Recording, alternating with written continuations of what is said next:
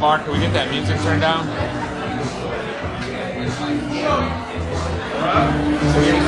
Yes, please. Okay, we're going to wait for the music to get turned down, but before we introduce our next speaker, we have two quick announcements. The first announcement is that awesome quilt that's out in front. You can bid on that quilt, but you only could bid on it on the HFC table upstairs. So please visit that HFC table. Please visit our sponsors and bid on that quilt. Visit our sponsors.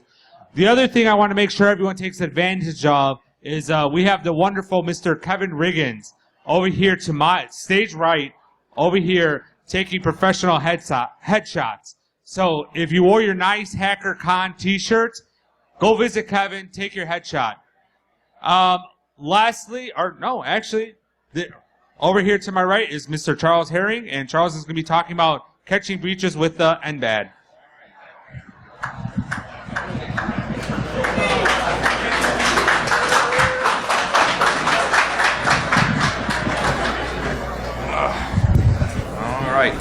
All right, hey, BSides. So just before we get started, how many of you have ever heard of NBAD or have used NBAD, know what NBAD means? Anybody in the audience? Well, I know you know. Okay, no one else. How about NetFlow? Who's familiar with NetFlow as a thing? That's a thing. All right, malware sandboxing, who knows that? You've heard of that. All right. So I am Charles Herring. My career in InfoSec started when I was on active duty in the Navy. I spent 10 years on active duty. The last duty station I had was as the networks closer, deeper over here.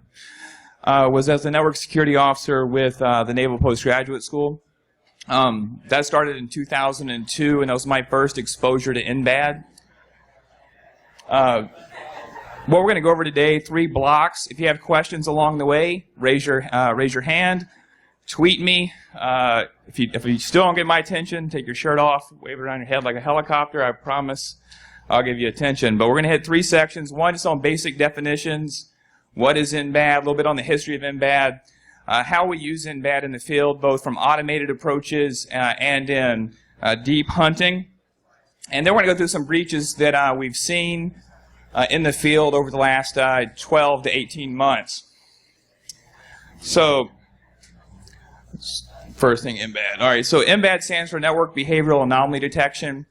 Research in NBAD started in the Department of Defense back in 1999, 2000. A couple of the projects I was affiliated with back then were Stealth Watch project, which was funded through the NSA. Research was done at Georgia Tech. A similar project was being done at the Naval Postgraduate School where I was stationed, called Terminator. The data source currently in modern NBAD is generally NetFlow or metadata coming off the network. So you're gathering a ton of information from routers, switches, firewalls, anything that's routing or switching traffic.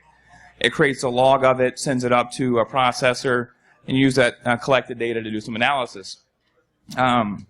You can use probes. So in the initial days of NBAD, it was all probe-based. But those probes need to be much deeper in the network than just looking at ingress and egress points. NBAD tends to be very quantity or metric-centric. So we're looking at the shift in numbers, how much of this is going on, how much of that is going on, as opposed to pattern or signature-centric detection. So traditional pattern or signature detection is looking at what's going on inside of payloads or inside of files. Anomaly detection is looking at shifts in metrics. Sometimes there's basically 3 different categories. NBAD is the broadest category or the fullest category. Underneath NBAD, you've got a network behavioral analysis, which is those things that don't do anomaly detection but do behavioral detection. And then you have something that's largely just theoretical today, which is network anomaly detection purely with no behavioral. So that's what NBAD is in general. Carnegie Mellon CERT put together a tool set. It's largely a NetFlow tool set, but it's used for doing anomaly and behavioral detection. You can send NetFlow into Silk. If you go to to CERT's website. You can download the code. There's a library in Python called PySilk that you can interact with that data to do some of the things we're going to talk about today. Other tools for doing histograms we'll look at, things like NTOP and others, are very useful in this analysis. This is a list of NBA, of Network Behavioral Analysts Market. This is Gartner's report, came out in December of 12. So there's a list of some commercial tools that do some of these things.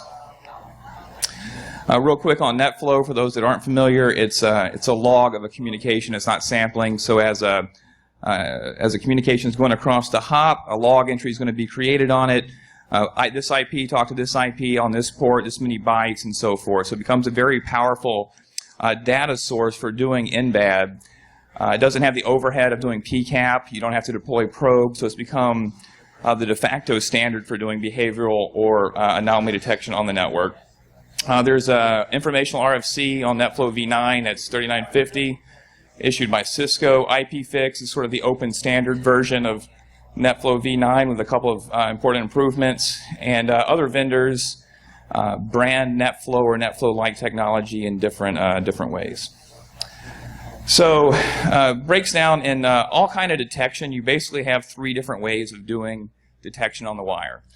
The first and the oldest, the most venerable school of detection is signature-based detection. And so if we look at this from a physical perspective, if as soon as this is done, I'll have my first beer today. Was anybody in my talk last year? Okay, good. They all knew not to show back up. All right. I had too many drinks by the time my talk started last year. Now you remember? Okay. So, but if I want to test the beer on a signature-based approach, I would look for known bad chemicals, right? I could test for arsenic. I could test for poisons inside the beer. I know what to look for. So you're inspecting the object before it enters the subject or the victim. So things like intrusion prevention systems, signature-based IPS, IDS, they focus on that. Antivirus is doing that on a file, right? They're inspecting for known bad patterns as it enters the victim. Content filtering, looking at data as it's coming into the network. So that's signature-based detection. Behavioral-based detection is looking at the behavior of the subject after it ingests the object and looking for known bad behaviors. So I love my wife to death. So when we go out to dinner, I want to reverence her. So when the meal is brought out, I let her take the first bite of my food. And I watch her. She's a tiny lady, so if she kills over, I know that I need to order something else and update my Match.com profile. But that's sandboxing, right? You let something else ingest the suspicious file or packet, then you watch the behavior that happens after it's ingested. The behavioral part of NBAD does that, except you're watching the network behaviors of every host on the network after they've been compromised. The same thing. UBAD is a new evolution of NBAD that's coming out in user behavioral anomaly detection, looking at what the users on the network are doing. Host-based intrusion prevention also doing that. So if it ingests a file and then it sees things like deleting files on the disk, it sees reading the email contact list, any of those things inside of the host that are known bad things. It's going to alarm on that. SIMs also do the same thing. If you know what to look for, you can teach that bad behavior to the SIM. The SIM will look at log entries coming in and process accordingly. Anomaly still watches the victim behavior, but instead of looking for known bad things, you're looking for anything that deviates from known good. So an example of this may be that if you, in the physical security world, when we see someone under surveillance that's going to work every day at 6:30 in the morning, over and over and over and over again, and then all of a sudden they start going into work at 5 o'clock in the morning, that's anomalous. Not highly anomalous, that's a little anomalous.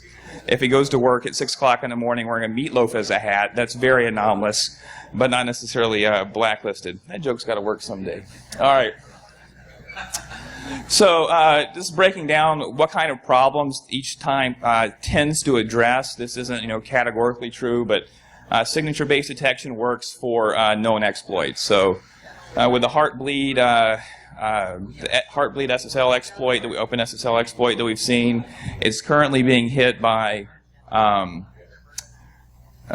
signature-based detection. We know what to look for now. But prior to that, we didn't have a signature to look for. We didn't know what the characteristics of the exploit were. But now we do, so signature-based is the best way to catch it.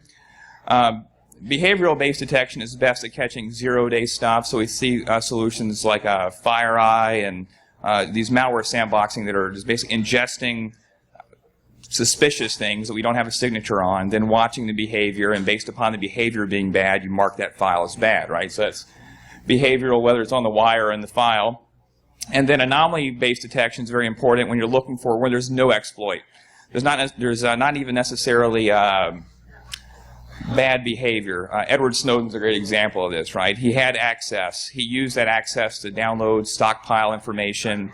And so the only way you catch him is looking at how he accesses data over time compared to how every other administrator working for Booz Allen and the NSA was accessing data. There was no him logging in. You can't check for that because he has to log in. That's part. Hey Jim, good to see you. Sorry, I forgot I was on a stage there for a second. But credential abuse tends to be one of the best ways for anomaly detection. So real quick on specific stuff. Signature-based detection is best done in signature-based stuff. And you really can't do too much of this inside of NBAD because you're limited on your data set. You're working off of metadata. You're not working off of pure packet capture. You can't look at things inside the payload. But you can see things like if 0 bytes should go from these IP addresses to these IP addresses, you can alert on that, right? We should never send any data from our protected servers out to command and control servers or out to state-sponsored attackers. We can also do matching on things like URLs if it's in the metadata. So just basic security, basic signature-based checking.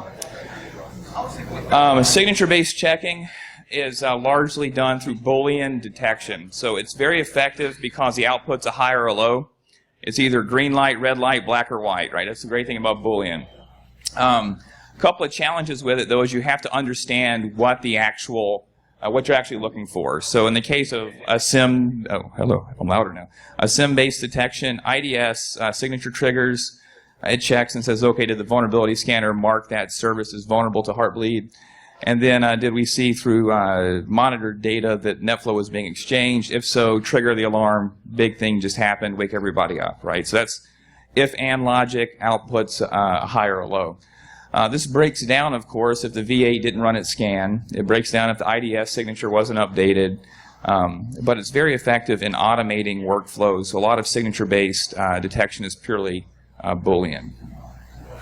Behavioral has some other challenges. So you know what you're looking for. And another characteristic of behavior is it's looking for communications over time. Signature-based detection tends to be very transactional. Either the flow is good or it's bad, right? That connection is either a good connection or it's a bad connection. It's either allowed or it's prohibited. You have to start creating counters when you're doing behavioral-based detection. So if, for instance, you're doing a ping scan over the series of 48 hours, you have to count every ping packet that that host is doing. And then when it gets to whatever the number is that makes it a ping scan instead of it just being a ping, you're going to have to count every ping communication and alert once that threshold is met. So some computational challenges in automating this is that you, one, have to have host profiles on every host on the network that you're monitoring, so you have something to associate the counters to. You're having to have those counters, and you're having to increment them. And then you're also having to define what the known bad stuff is. There's a handful of checks that can be run in different automated systems, address scanning for TCP ports, bad flag sequences, those kind of things that you know to look for. You can put that in, and when you see those happening, those behaviors occurring from a given host, you can flag that behavior and alert on it. So sometimes behavioral-based detection is a multi-flow signature. Think of it that way. Anomaly detection, the great thing about it is you don't have to know what the attack is. You don't have to know what you're looking for. All you have to do is establish what normal is. It's the basic thesis behind NBAD is bad traffic doesn't look the same as good traffic. That's the basic thesis. And you can challenge that in different ways, but that's the thesis behind it. Problems with it, you have to build out host profiles. You have to build out traffic profiles. You have to create baselines, you have to define normal, and those change in different scenarios. The email servers communicating with the desktops, that normal is going to look different than the vulnerability scanners talking to the web servers. The POS machines talking to, all those things are different. There's not just one normal to baseline, and there's many different metrics that you can baseline. So computationally, automating this can be pretty difficult. I will say some of the scenarios we're going to go through today can just be caught by the human eye. Looking at histograms, the human brain can process, I see normal, I see change. What in the world was that change? What was driving that change? So it doesn't always have to be automated. There are complications in automation, and to be honest, there's still problems in bad detection for doing it. It does require algorithmic calculation instead of Boolean detection. So you can't just say something was weird, right? It's how weird was it? There are different degrees of anomalous behavior. And so to accomplish that, instead of outputting a 0 or a 1, you're going to output an integer of some size. Many systems go with a 0 to infinity score. So the farther a behavior moves from normal, the more points it accumulates for that move. If it's a little anomalous, a little bit of points. Really anomalous, a lot of points. And when we start looking at behavior on top of this, behavioral markers, things that are a little bit bad, like TCP resets, those type of routine things that by themselves are really nothing, they might have a few points that accumulate the algorithmic score. But when you look at big things like scanning or attempted SQL injections or bad flag sequences, those type of known bad behaviors will accumulate more points. So what you end up having is one or more score that you're putting on each one of those host objects, and so you can see computationally this becomes a bit of a challenge. But that's the basis behind algorithmic detection. So real quick on a couple of things that we can look through. There's going to be a lot of histograms here. You're probably going to pick out how these things work. So whether the detection is automatic or analyst-based, there's a handful of things to look for. So that looks weird. This is just a purely the rate of traffic has changed. In this case, it's actually a graph of, at the top part of the line, there's inbound send packets that's contributing to a distributed denial of service, but you also see data quickly leaving that link going out somewhere. So that's a data exfiltration. In this case, that was actually a SQL injection covered by a DDoS. But that pattern's abnormal, right? When you look at it at the human eye, you see what is this? This is not what traffic looks like at any time. So just looking at the rate of traffic. The type of traffic. If it's always one type of HTTPS traffic, so I think, does this thing work? No, I don't know. So if you see it's always this blue line of traffic, that type of traffic's always occurring, then all of a sudden there's a new type of traffic. Servers start using SSH, they start mixing up protocols. Computers aren't that inventive. They don't on their own volition say, you know what, I'm really tired of 80 TCP. I think I'm going to go over to, I'm going to start using a remote desktop today. Doesn't normally happen. So when you're looking at specific types of servers and clients and comparing what's gone on in history to what's actually happening by a type of service, you can catch these type of anomalies as well. This is a geographical anomaly, so this is a really strange one. This network never sees data disclosure to Eastern Europe. In this case, there was 300 mega traffic that went out to the Ukraine. So in this case, it's a geographical anomaly based upon the types of networks that you're connecting to. You can look for changes there. Time of day. If the network's never busy, at nighttime you see big spikes in utilization off-peak. That's not a problem. And this is where we start getting into UBAD, is when you start looking at communications happening at the user level. In this case, Ethel was in Atlanta, then she's all of a sudden in Boston, 30 minutes or 40 minutes before that. That's not possible. More commonly, I see things like someone's in their office on Wacker, and they're also in Tehran. Data hoarding. So going back to the Edward Snowden thing, when you're putting counters on a host and you're watching how much traffic does an administrator normally pull down, or any type of user, a user of type or a desktop of type, how much data does it normally bring to itself? And you start counting up the bytes, every byte that it's downloading from across the network. and you watch that counter, and it starts getting anomalously high. If we only see 100 megs transferred over a week, and now we're seeing 50 gigs being transferred down to a specific machine, that's anomalous, right? It's a counter-based anomaly. But these, again, are just histograms looking at data collection. Data disclosure, data loss. If you start tracking how much information does a given host or group of hosts send out of the network or to different segments, and you watch that histogram and you start seeing massive disclosure, that's a good example of data loss. We catch a lot of breaches here. So I'm going to go through a handful of specific breaches. This has gone through legal, so the names have been changed to protect me and the innocent, I guess, if there's any innocent in here. I've had to anonymize the data, but there's still stories here. So they're good stories, just no names. All right, first one. This one I had a 3:30 a.m. wake-up call. I was sleeping in Minneapolis, and they're screaming that monitoring's broken, that something's wrong with the net flow, something's wrong with the monitoring. And we started looking into it, and the reason they were saying that is they were receiving alarms that data was leaving mainframes that had several petabytes of patient data on it, and it's going out to China. Shouldn't have said China. Should have said East Asia. Just mess it up. Now I got to go to jail. All right, so it's going out to East Asia. And so when we start looking at it, and the reason that they were alarmed by that is they had segmentation in place that made that impossible. It was impossible for that data to go from that segment out to the internet, period. But they were seeing it being logged. And so as we started looking at the series of attacks that led, a series of events that led to the successful attack, there was an administrator inside the network who was using an online service called LinkedIn. And he was very excited about a charitable event he was participating in. So he was posting, what he's doing. He's asking for help from his connections. And the attackers, the state-sponsored attackers, went in. The first thing they did is broke into the charity's website. It was very basic, simple, just advertising what's going on, and there's some web forms involved in the charity. When they broke into it, they extracted data, they crafted a spreadsheet that had information that they figured, based off of his postings on LinkedIn, that he would be interested in, embedded a keylogger in that spreadsheet, or embedded code to execute a keylogger in the spreadsheet. He opened up the spreadsheet. It looked like exactly what he was looking for. There was valid information.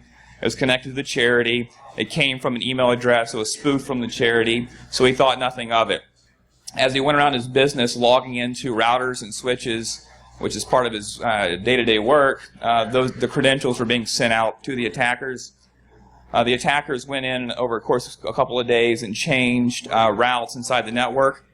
They were good enough to create VPN tunnels, so as they were stealing information, they were encrypting it, so that was good that they were HIPAA aware.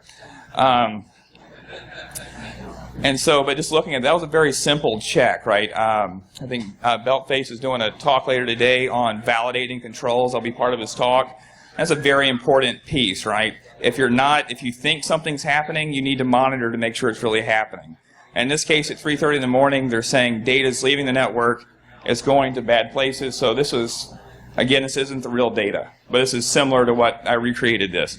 So no data ever goes. A lot of data leaving the network going out to Eastern Asia, right? So this type of anomaly was triggered and woke them up. Another one, a state or local government agency.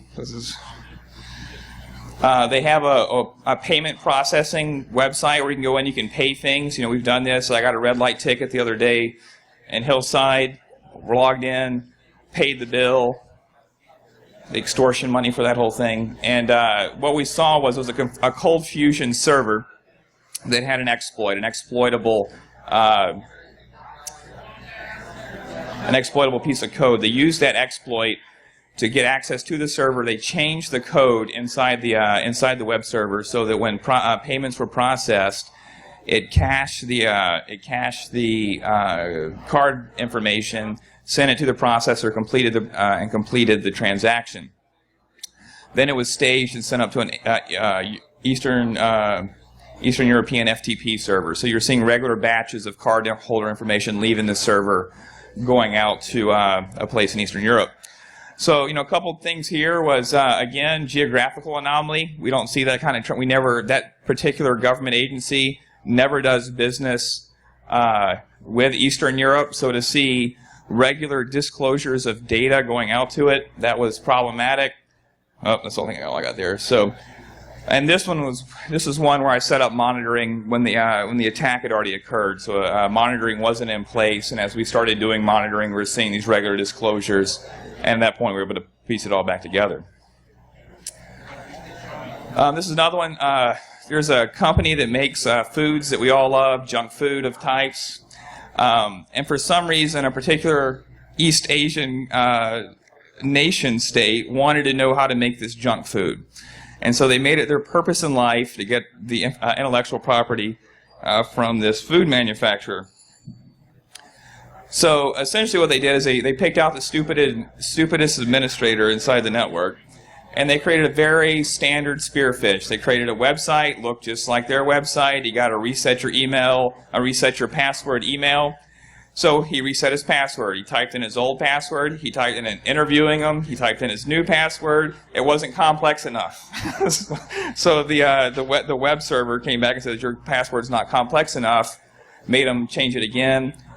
They got the old password, they validated it, changed his password inside the actual system. They went in via VPN connection, remote access VPN, and then the first thing they attacked or got access to was the servers, or 13 servers that were scanning the network, doing inventory, asset management, those types of things, which they used as pivoting servers. So because they were already doing scanning, they compromised those servers through basically credential use. They still had the default credentials on those servers. Used those to go and find all of the intellectual property they could inside the network, and then they sucked that back out of the pipe. So a couple of things here. We saw geographical traffic anomaly, so same as we've seen before. Geographic user anomaly, this guy was in the Midwest, but he was also geographically located in the Far East at the same time. So that was a geographical user anomaly. And then the traffic anomaly, internal to internal. When the scanning servers started sucking data out of the database servers, that's not how the scanning servers normally worked. And that tipped us off to the breach, and we were able to put all that back together.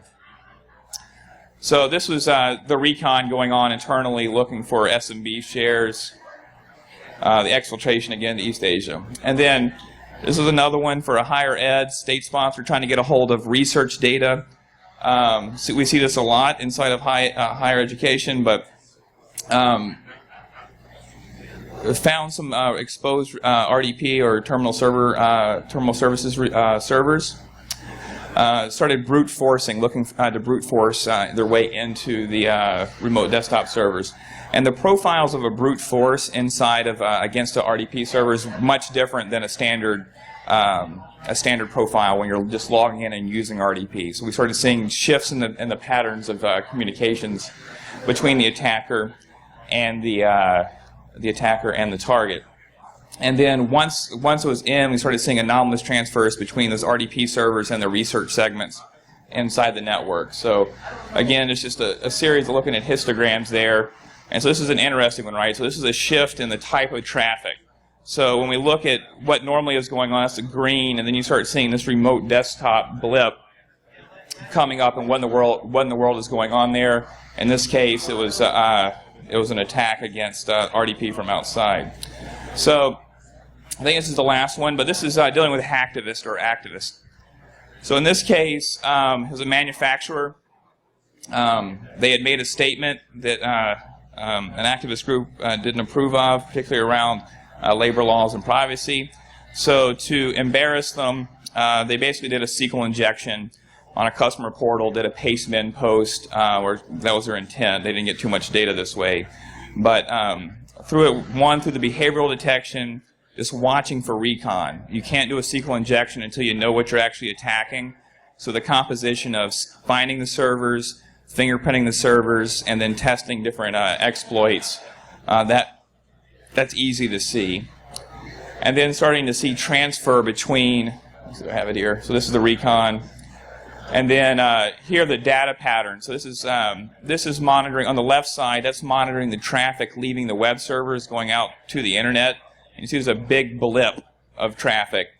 And this one's a little blurry here, but this is the traffic leaving the database going to the front end. So this is normally what you see in a SQL injection: is way too much data leaving the back end, going to the front end, and then from the front end out to the attacker.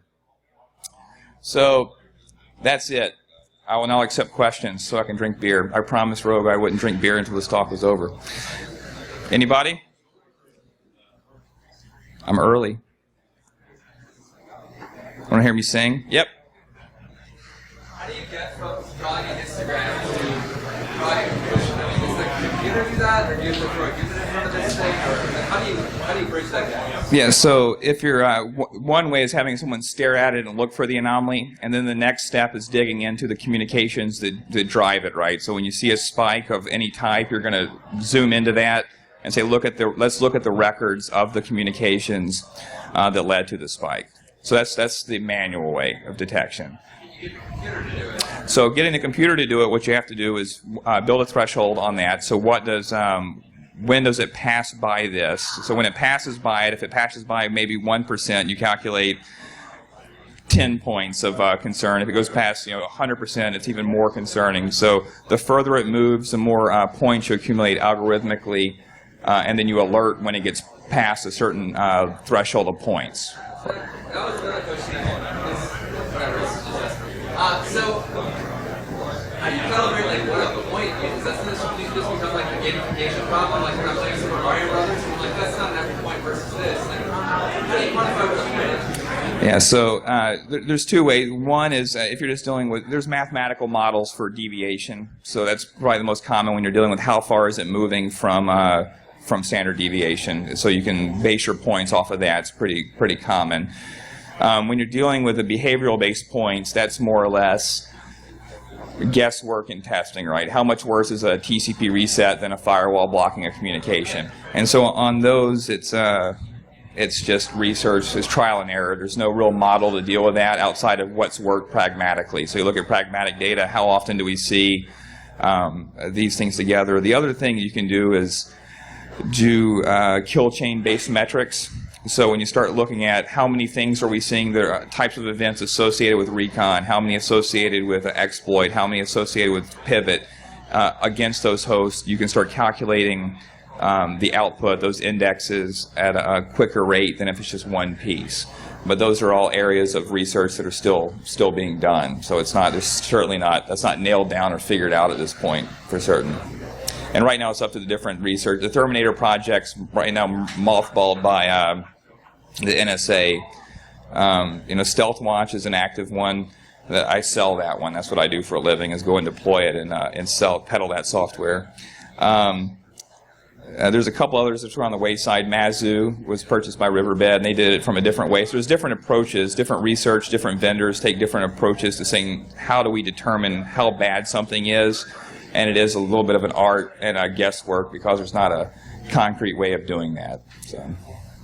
And you can do it yourself. A lot of the counters, using Python, building the objects up, you don't have to do it at a host level. You can do it at an enclave level. What are the desktops doing? So just monitor desktops as a thing and put all those in a bucket of IP space or something. Oh yeah, that means you want this. Okay, making sure that's what that meant.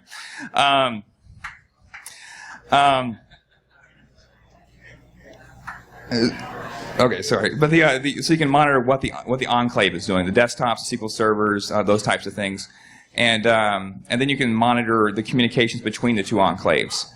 So the most specific type of anomaly detection is always going to be server, client, and traffic. So layer 3, layer 3, layer 4. What are they doing? And so the more specific you get in defining the thing that you're monitoring, the more specific the baseline can get. When you start having a broad definition, like what's normal for the whole network, you're never going to catch anything. It has to be very specific. What's weird between desktops, email servers, desktops, DNS servers, internet, web servers. So you have to define those objects very carefully. And you'll see the anomalies on those levels. And then when you start figuring out who's contributing to it, you're going to get into the forensics piece of this, which is show me the flow objects we have, show me the PCAP we have, let's start pulling memory forensics and the rest of that to piece it all together. But just early detection's very simple, just looking at histograms, but calculating it is research, right? It's magic. It's vendor magic a lot of times, and vendor FUD. Any other questions? No. Wow. Good? Can I drink beer now? Good? Okay. Thanks. Thanks, guys.